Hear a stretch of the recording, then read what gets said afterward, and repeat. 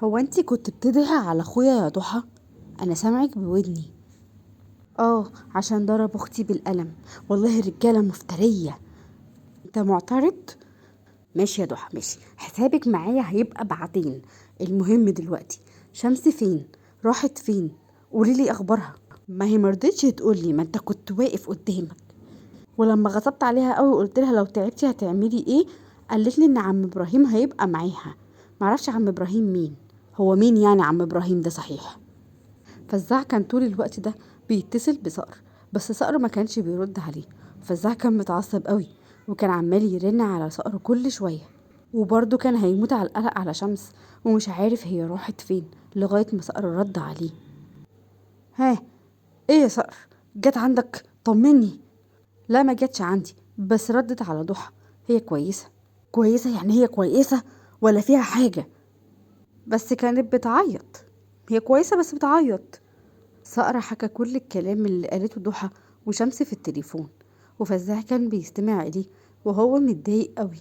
وبعدين قال له: عم إبراهيم مين ده اللي هيساعد شمس؟ هو مين؟ معرفش. هي بتقول طيب قوي وهيساعدها لو تعبت أو حصل لها أي حاجة. طيب، هي ممكن كده تكون في فندق أو حاجة، صح؟ أنا هروح أسأل في كل الفنادق لغاية ما أعرف لها طريق.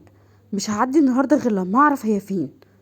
طيب طيب يا فزاع، ولو جت عندي هطمنك عليها. فزاع نزل ولف على كل الفنادق اللي عنده في البلد، وما لقاهاش ومعرفش حاجة. آخر ما زهق رجع لنصرة وحكى لها كل اللي حصل، وكان قاعد متضايق لغاية ما نصرة قالت له: مش يمكن عم إبراهيم حارس الفيلا اللي في البحر الأحمر يا فزاع تكون راحت هناك؟ آه صح، عم إبراهيم. ده من عن دماغي ازاي ده؟ انا مش هتصل، هروح على طول. ماشي يا ابني، خلي بالك من نفسك وابقى طمني عليك وعليها. فزاع ركب عربيته وطار بيها بسرعة جنونية، وكان الدنيا خلاص ليلت.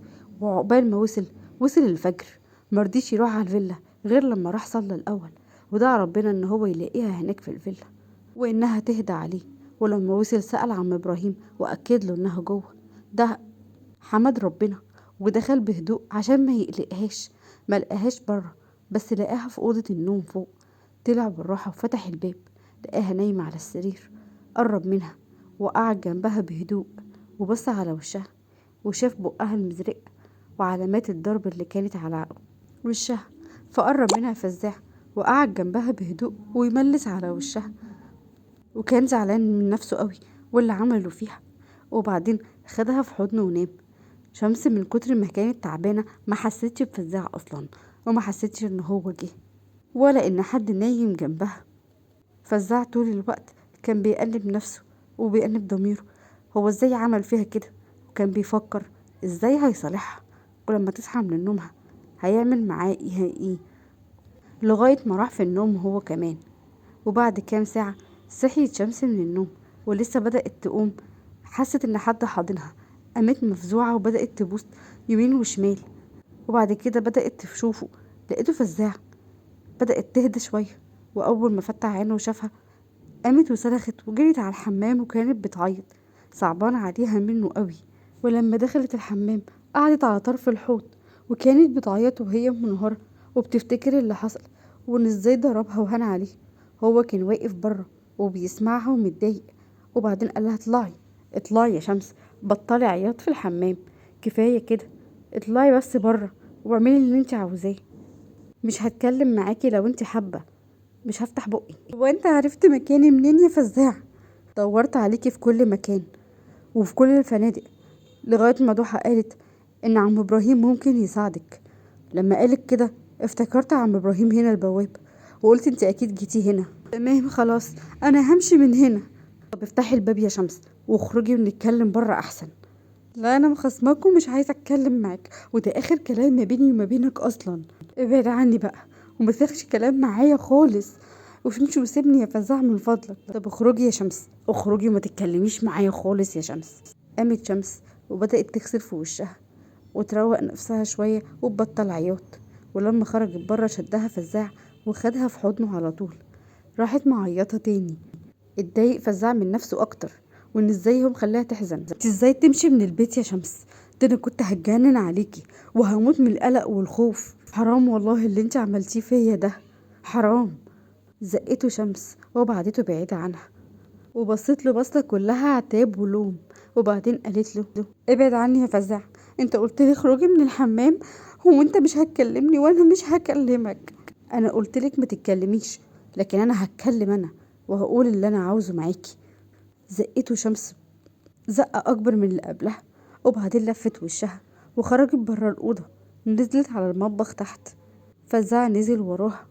دخلت على التلاجة طلعت لبن وبدأت تشرب في اللبن، وبرضه فزع كان واقف وراها بيراقبها في صمت ومبيتكلمش معاها.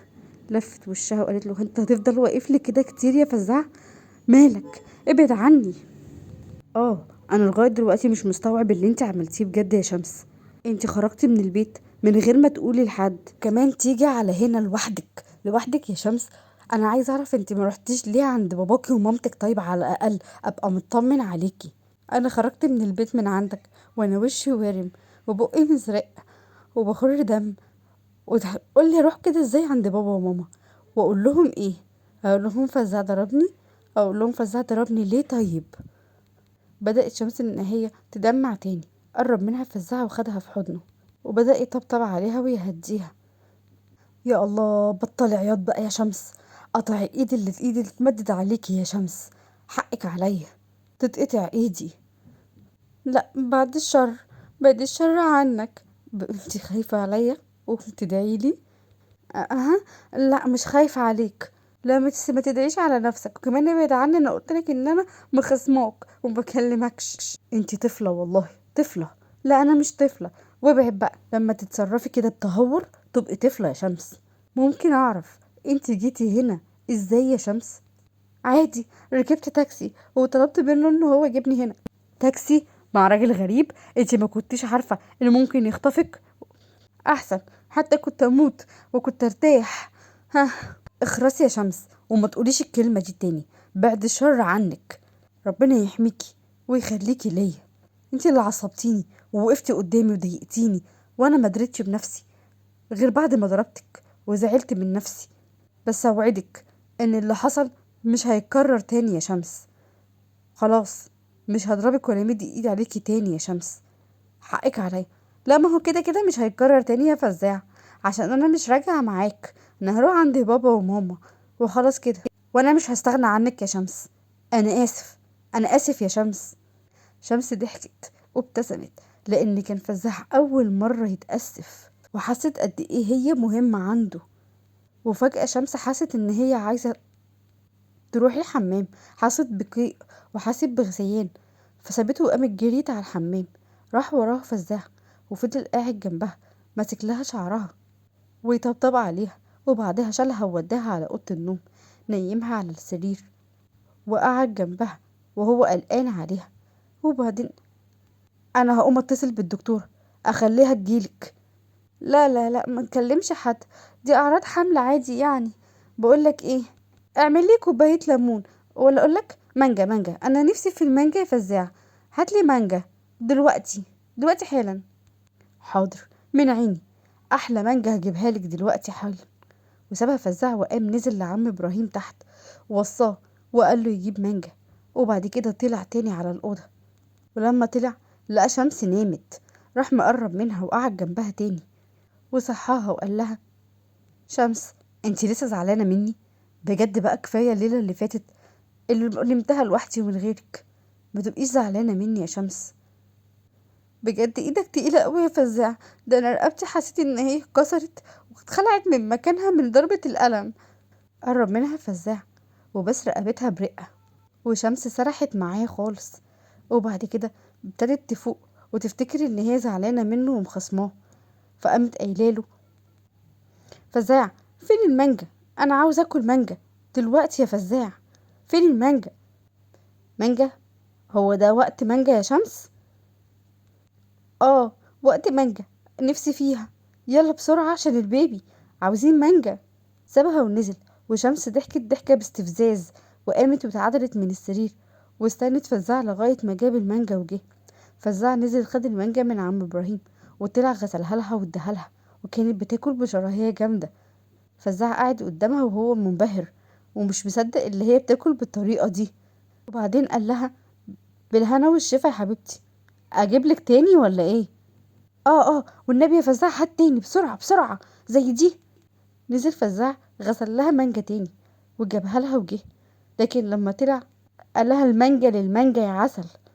بس لقاها نايمة ومانجا على بقها عادي، ونامت زي الأطفال. قعد جنبها وبدأ يمسح لها وشها، وبعدها بشوية قعد جنبها يصحيها من النوم: اصحي يا شمس، كفاية بقى، ده انا رحت صليت وجيت لقيتك لسه نايمة. يلا يا شمس عشان انا جعان، قومي. بقولك ايه، انا عاوزة انام عاوزة انام، ها؟ ابعد عني، تعبانة، عاوزة انام، سيبني، امشي. ايه ده يا ساتر يا رب، في ايه؟ هو دي اعراض الحمل برضو ولا ده ايه بالظبط اللي بيحصل؟ اتحولتي ولا ايه يا شمس؟ ما بقولك جعان. يا ساتر. بقولك ايه، انا هنزل اكل مع عم ابراهيم وخليكي انتي نايمه براحتك. هو ده اخر الجواز والله، انا اكل مع عم ابراهيم وانت تاكلي المانجا وتنامي.